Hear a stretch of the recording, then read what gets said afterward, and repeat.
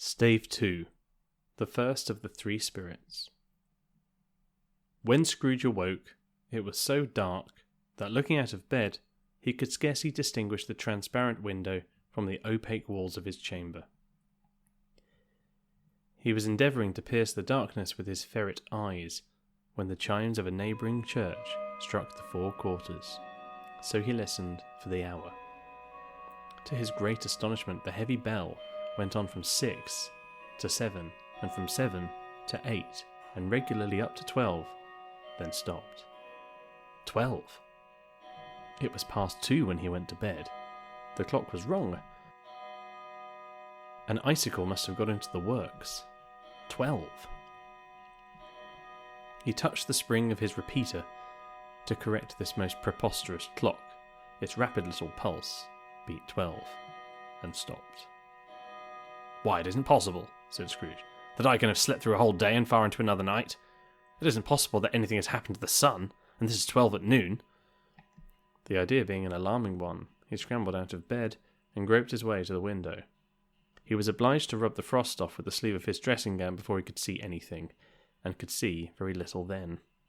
All he could make out was that it was still very foggy and extremely cold, and that there was no noise of people running to and fro, and making a great stir, as there unquestionably would have been if night had beaten off bright day and taken possession of the world. This was a great relief, because 3 days after sight of this first of exchange paid to Mr. Ebenezer Scrooge, or his order, and so forth, would have become a mere United States security if there were no days to count by. Scrooge went to bed again, and thought, and thought, and thought it over and over and over, and could make nothing of it. The more he thought, the more perplexed he was, and the more he endeavoured not to think, the more he thought. Marley's ghost bothered him exceedingly.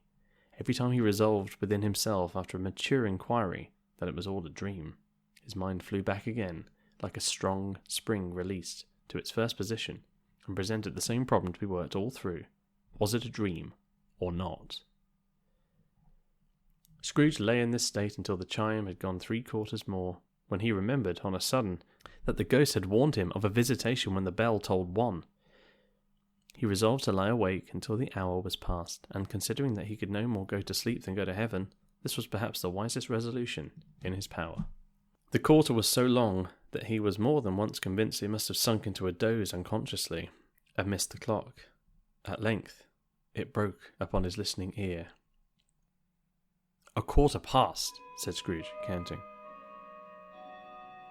"Half past," said Scrooge. "A quarter to it," said Scrooge.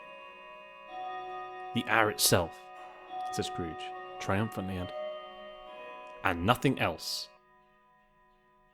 He spoke before the hour bell sounded, which it now did with a deep, dull, hollow, melancholy 1.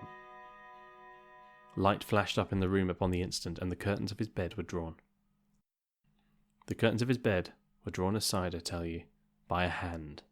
Not the curtains at his feet, nor the curtains at his back, but those to which his face was addressed.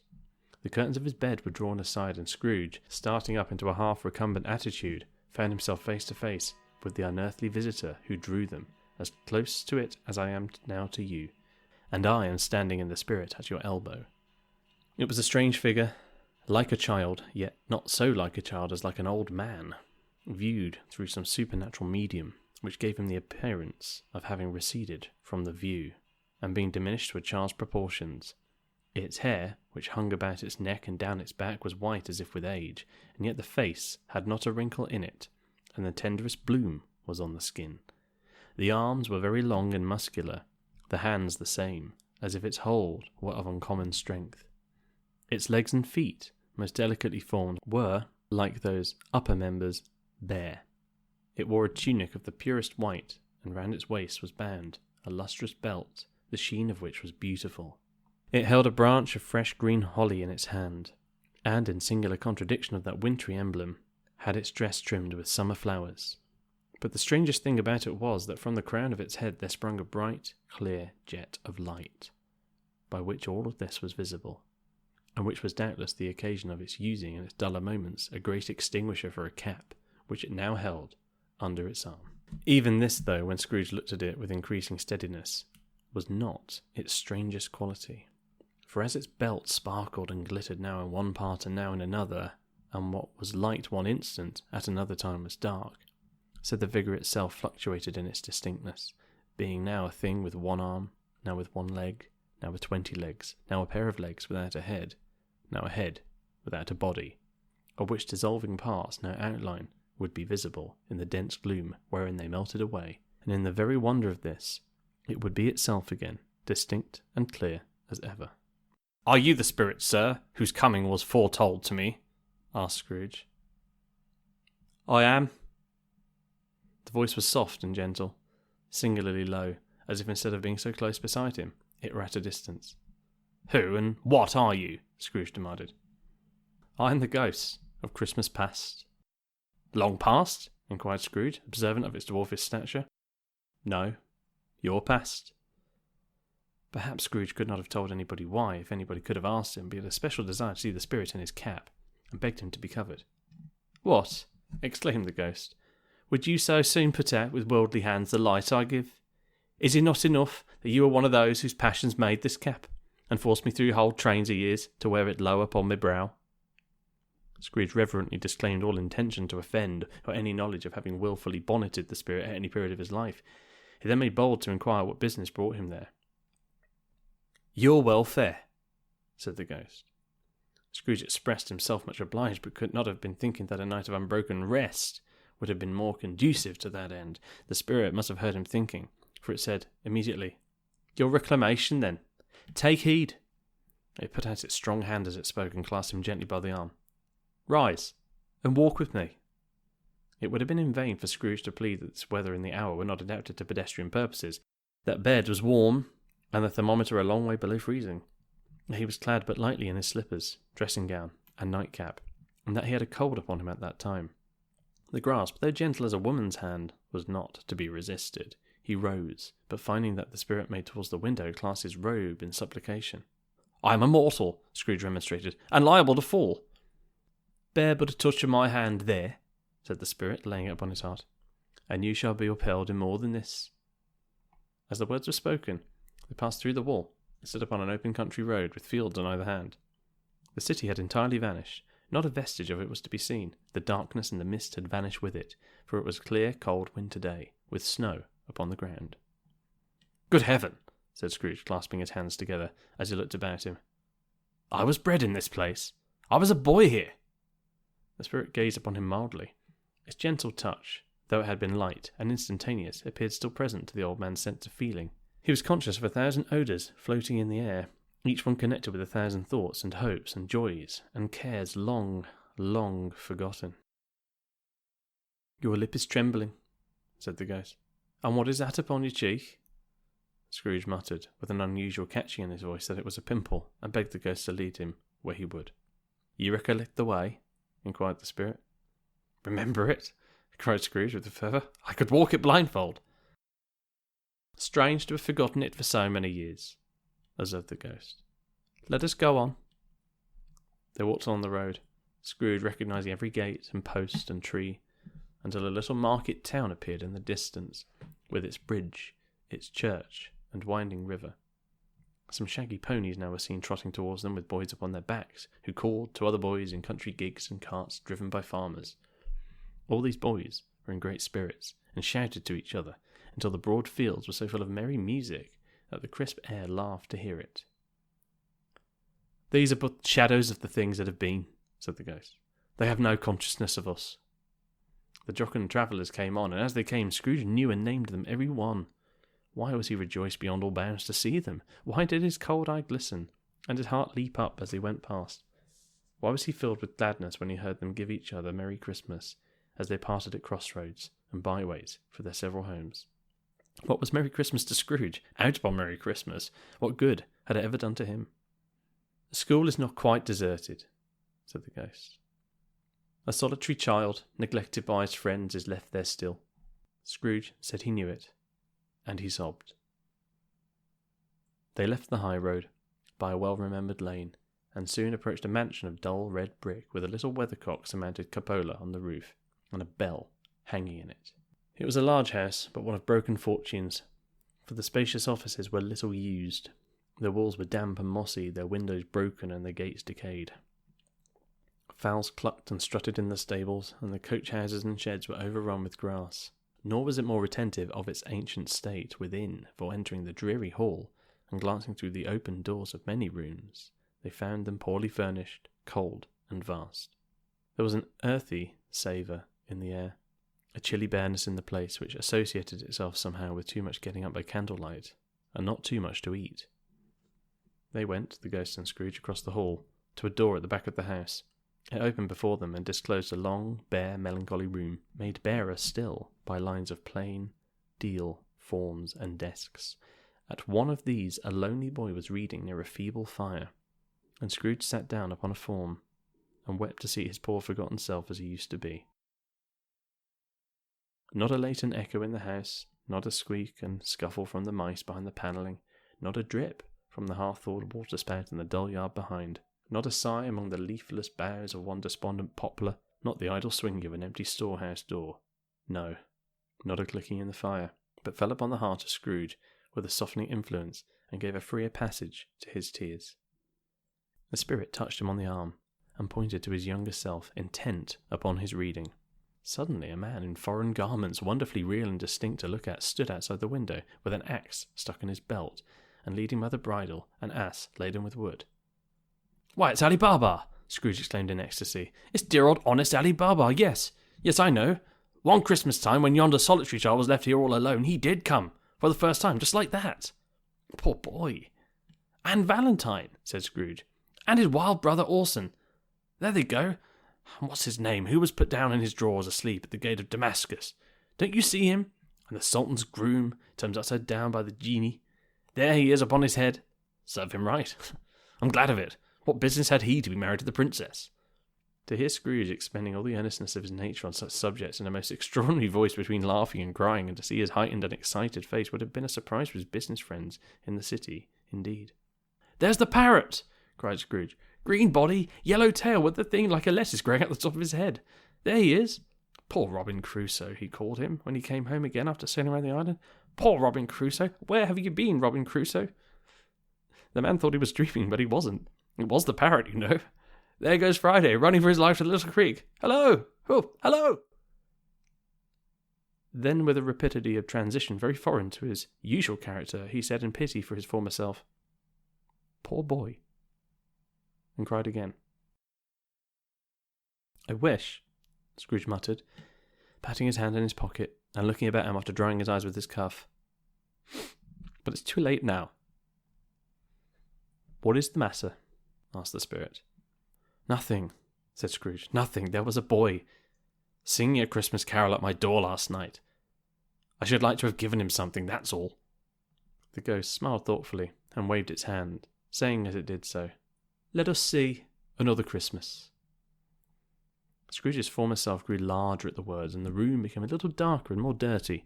The panels shrunk, the windows cracked, fragments of plaster fell out of the ceiling, and the naked lathes were shown instead. But how all this was brought about, Scrooge knew no more than you do. He only knew that it was quite correct, that everything had happened so, that there he was, alone again, when all the other boys had gone home for the jolly holidays. He was not reading now, but walking up and down despairingly. Scrooge looked at the ghost, and with a mournful shaking of his head, glanced anxiously towards the door. It opened, and a little girl, much younger than the boy, came darting in and putting her arms round his neck and often kissing him, addressed him as her dear, dear brother. "I've come to bring you home, dear brother," said the child, clapping her tiny hands and bending down to laugh. "To bring you home, home, home." "Home, little Fan?" returned the boy. "Yes," said the child, brimful of glee. "Home, for good and all. Home for ever and ever. Father is so much kinder than he used to be, that home's like heaven. He spoke so gently to me one dear night when I was going to bed that I was not afraid to ask him once more if you might want to come home, and he said yes, you should, and sent me in a coach to bring you. And you're to be a man," said the child, opening her eyes, "and I'm never to come back here. But first, we're to be together all the Christmas long, and have the merriest time in all the world." "You are quite a woman, little Fan," exclaimed the boy. She clapped her hand and laughed, and tried to touch his head, but, being too little, laughed again and stood on tiptoe to embrace him. Then she began to drag him in a childish eagerness towards the door, and he, nothing loth to go, accompanied her. A terrible voice in the hall cried, "Bring down Master Scrooge's box there!" And in the hall appeared the schoolmaster himself, who glared on Master Scrooge with ferocious condescension, and threw him into a dreadful state of mind by shaking hands with him. He then conveyed him and his sister into the veriest old well of a shivering best parlour that ever was seen, where the maps upon the wall and the celestial and terrestrial globes in the windows were waxy with cold. Here he produced a decanter of curiously light wine and a block of curiously heavy cake, and administered instalments of these deities to the young people, at the same time sending out a meagre servant to offer a glass of something to the post-boy, who answered that he thanked the gentleman, but if it was the same tap as he had tasted before, he had rather not. Master Scrooge's trunk being in this time tied onto the top of the chaise, the children bade the schoolmaster goodbye right willingly, and getting into it, drove gaily down the garden sweep, the quick wheels dashing the hoarfrost and snow from off the dark leaves of the evergreens like spray. "Always a delicate creature whom a breath might have withered," said the ghost. "But she had a large heart." "So she had," cried Scrooge. "You're right, I will not gainsay it, spirit, God forbid." "She died a woman," said the ghost, "and had, as I think, children." "One child," Scrooge returned. "True," said the ghost. "Your nephew?" Scrooge seemed uneasy in his mind and answered briefly, "Yes." Although they had but that moment left the school behind them, they were now in the busy thoroughfares of a city where shadowy passengers passed and repassed, where shadowy carts and coaches battled for the way, and all the strife and tumult of a real city were. It was made plain enough by the dressing of the shops that here too it was Christmas time again, but it was evening, and the streets were lighted up. The ghost stopped at a certain warehouse door, and asked Scrooge if he knew it. "Know it?" said Scrooge. "Was I apprenticed here?" They went in, at sight of an old gentleman in a Welsh wig sitting behind such a high desk that if he had been 2 inches taller, he must have knocked his head against the ceiling. Scrooge cried in great excitement, "Why, it's old Fezziwig! Bless his heart, it's Fezziwig alive again!" Old Fezziwig laid down his pen and looked up at the clock which pointed to the hour of 7. He rubbed his hands, adjusted his capacious waistcoat, laughed all over himself from his shoes to his organ of benevolence, and called out in a comfortable, oily, rich, fat, jovial voice, "Yo-ho, there, Ebenezer! Dick!"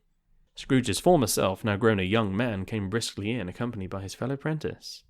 "Dick Wilkins, to be sure," said Scrooge to the ghost. "Bless me, yes, there he is. He was very much attached to me, was Dick. Poor Dick. Dear, dear." "Yo-ho, my boys," said Fezziwig. "No more work tonight. Christmas Eve, Dick. Christmas, Ebenezer. Let's have the shutters up," cried old Fezziwig with a sharp clap of his hands, "before a man can say Jack Robinson." You wouldn't believe how these two fellows went at it. They charged into the street with the shutters, 1, 2, 3, had 'em up in their places, 4, 5, 6, barred 'em and pinned 'em, 7, 8, 9, and came back before you could have got to 12, panting like racehorses. "Hilly-ho!" cried old Fezziwig, skipping down from the high desk with wonderful agility. "Clear away, my lads, and let's have lots of room here. Hilly-ho, Dick! Chit up, Ebenezer!" Clear away? There was nothing they wouldn't have cleared away or couldn't have cleared away with old Fezziwig looking on. It was done in a minute. Every movable was packed off as if it were dismissed from public life for evermore. The floor was swept and watered, the lamps were trimmed, fuel was heaped upon the fire, and the warehouse was as snug and warm and dry and bright as a ballroom as you would desire to see upon a winter's night.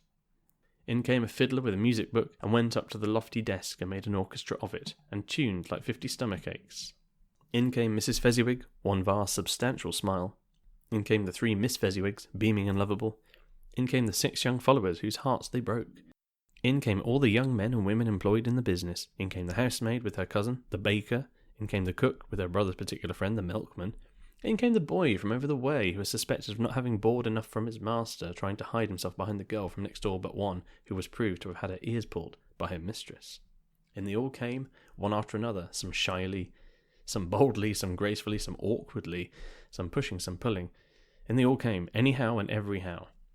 Away they all went, 20 couple at once, hands half round, and backing the other way, down the middle, and up again, round and round in various stages of affectionate grouping, old top couple always turning up in the wrong place, new top couple starting off again, as soon as they got there, all top couples at last, and not a bottom one to help them. When this result was brought about, old Fezziwig, clapping his hands to stop the dance, cried out, "Well done!" and the fiddler plunged his hot face into a pot of porter, especially provided for that purpose.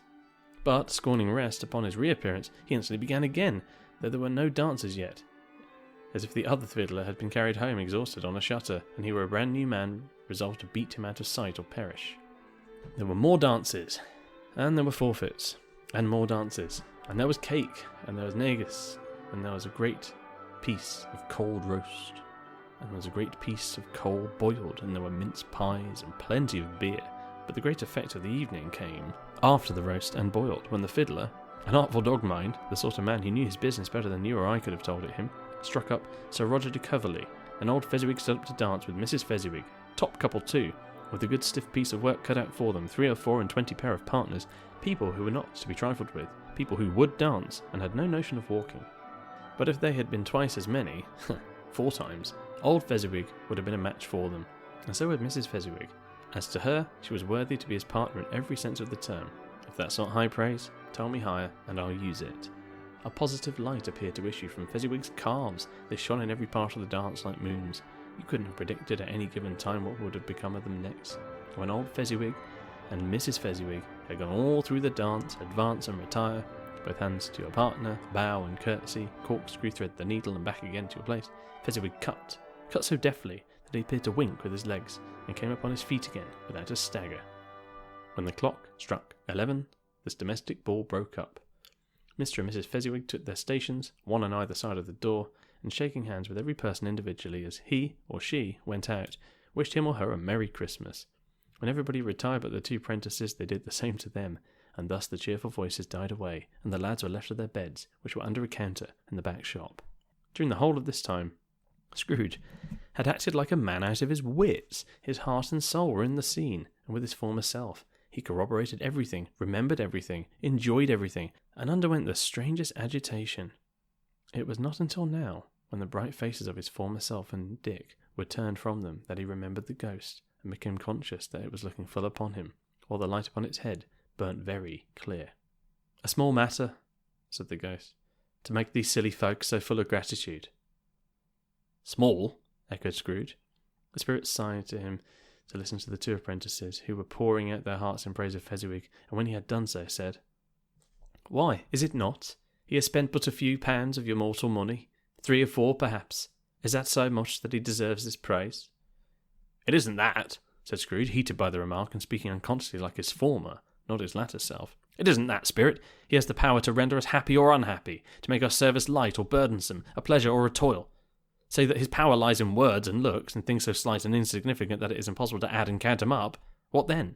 The happiness he gives is quite as great as if it cost a fortune." He felt the spirit's glance, and stopped. "What's the matter?" asked the ghost. "Nothing particular," said Scrooge. "Something, I think," the ghost insisted. "No," said Scrooge. "No, I should like to be able to say a word or 2 to my clerk just now. That's all." His former self turned down the lamps as he gave utterance to the wish, and Scrooge and the ghost again stood side by side in the open air. "My time grows short," observed the spirit. "Quick." This was not addressed to Scrooge, or to anyone whom he could see, but it produced an immediate effect, for again Scrooge saw himself. He was older now, a man in the prime of his life. His face had not the harsh and rigid lines of later years, but it had begun to wear the signs of care and avarice. There was an eager, greedy, restless motion in the eye which showed the passion that had taken root, and where the shadow of the growing tree would fall. He was not alone, but sat by the side of a fair young girl in a mourning dress, in whose eyes there were tears which sparkled in the light that shone out of the ghosts of Christmas past. "It matters little," she said softly, "to you, very little. Another idol has displaced me, and if it can cheer and comfort you in time to come, as I would have tried to do, I have no just cause to grieve." "What idol has displaced you?" he rejoined. "A golden one." "This is the even-handed dealing of the world," he said. "There is nothing on which is so hard as poverty, and there is nothing in it professes to condemn with such severity as the pursuit of wealth." "You fear the world too much," she answered gently. "All your other hopes have merged into the hope of being beyond the chance of its sordid reproach. I have seen your nobler aspirations fall off one by one, until the master passion, gain, engrosses you. Have I not?" "What then?" he retorted. "Even if I have grown so much wiser, what then? I am not changed towards you." She shook her head. "Am I?" "Our contract is an old one. It was made when we were both poor, and content to be so, until in good season we could improve our worldly fortune by a patient industry. You are changed. When it was made, you were another man." "I was a boy," he said impatiently. "Your own feeling tells you that you are not what you are," she returned. "I am. That which promised happiness when we were one in the heart is fraught with misery now that we are two. How often and how keenly I have thought of this, I will not say. It is enough that I have thought of it, and can release you." "Have I ever sought release?" "In words, no, never." "In what then?" "In a changed nature, in an altered spirit, in another atmosphere of life, another hope, as its great end, in everything that made my love of any worth or value in your sight. If this had never been between us," said the girl, looking mildly, but with steadiness upon him. "Tell me, would you seek me out and try to win me now? No." He seemed to yield to the justice of this supposition, in spite of himself, but he said with a struggle, "You think not?" "I would gladly think otherwise if I could," she answered. "Heaven knows, when I have learned a truth like this, I know how strong and irresistible it must be. But if you were free today, tomorrow, yesterday, can even I believe that you would choose a dowerless girl? You, who in your very confidence with her weigh everything by gain, or, choosing her, if for a moment you were false enough to your one guiding principle to do so, do I not know that your repentance and regret would surely follow? I do, and I release you, with a full heart, for the love of him you once were. You may, the memory of what is past half makes me hope you will, have pain in this, a very, very brief time, and you will dismiss the recollection of it, gladly, as an unprofitable dream from which it happened well that you awoke. May you be happy in the life you have chosen." She left him, and they parted. "Spirit," said Scrooge, "show me no more. Conduct me home. Why do you delight to torture me?" "One shadow more," exclaimed the ghost. "No more," cried Scrooge. "No more. I don't wish to see it. Show me no more." But the relentless ghost pinioned him in both his arms, and forced him to observe what happened next. They were in another scene and place, a room not very large or handsome, but full of comfort. Near to the winter fire sat a beautiful young girl, so like that last that Scrooge believed it was the same, until he saw her, now a comely matron, sitting opposite her daughter. The noise in this room was perfectly tumultuous, for there were more children there than Scrooge in his agitated state of mind could count, and unlike the celebrated herd in the poem, there were not 40 children conducting themselves like one, but every child was conducting itself like 40. The consequences were uproarious beyond belief, but no one seemed to care. On the contrary, the mother and daughter laughed heartily and enjoyed it very much, and the latter, soon beginning to mingle in the sports, got pillaged by the young brigands most ruthlessly. What would I not have given to be one of them? Though I never could have been so rude. No, I wouldn't for the wealth of all the world have crushed that braided hair and torn it down. And for the precious little shoe, I wouldn't have plucked it off, God bless my soul, to save my life. As to measuring her waist in sport, as they did, bold young brood, I couldn't have done it. I should have expected my arm to have grown round it for a punishment, and never come straight again. And yet, I should have dearly liked it, I own, to have touched her lips, to have questioned her, that she might have opened them, to have looked upon the lashes of her downcast eyes and never raised a blush, to have let loose waves of hair, an inch of which would be a keepsake beyond price. In short, I should have liked, I do confess, to have had the nicest licence of a child, and yet to have been man enough to know its value. But now, a knocking at the door was heard, and such a rush immediately ensued, that she was, with laughing face and plundered dress, borne towards it, the centre of a flushed and boisterous group, just in time to greet the father, who came home attended by a man laden with Christmas toys and presents. Then the shouting and the struggling and the onslaught that was made in the defenceless porter, scaling him with chairs for ladders to dive into his pockets, despoil him of brown paper parcels held on tight by his cravat, hug him round his neck, pommel his back, kick his legs in irrepressible affection, the shouts of wonder and delight with which the development of every package was received, the terrible announcement that the baby had been taken in the act of putting a doll's frying pan into his mouth and was more than suspected of having swallowed a fictitious turkey glued on a wooden platter, the immense relief of finding this a false alarm, the joy and gratitude and ecstasy, they are all indescribable alike. It is enough that by degrees the children and their emotions got out of the parlour, about one stair at a time, up to the top of the house, where they went to bed, and so subsided. And now Scrooge, looking on more attentively than ever, when the master of the house, having his daughter leaning fondly on him, sat down with her and her mother at his own fireside, and when he thought that such another creature, quite as graceful and as full of promise, might have called him father, and been a springtime in the haggard winter of his life, his sight grew very dim indeed. "Belle," said the husband, turning to his wife with a smile, "I saw an old friend of yours this afternoon." "Who was it?" "Guess." "How can I? Don't I know?" she added in the same breath, laughing as he laughed. "Mr. Scrooge." Mr. Scrooge it was. I passed his office window, and as it was not shut up and he had a candle inside, I could scarcely help seeing him. His partner lies upon the point of death, I hear, and there he sat alone, quite alone in the world, I do believe. "Spirit," said Scrooge in a broken voice, "remove me from this place." "I told you these were shadows of the things that have been," said the ghost. "That they are what they are. Do not blame me." "Remove me," Scrooge exclaimed. "I cannot bear it." He turned upon the ghost, and seeing that it looked upon him with a face in which some strange way there were fragments of all the faces it had shown him, wrestled with it. "Leave me! Take me back! Haunt me no longer!"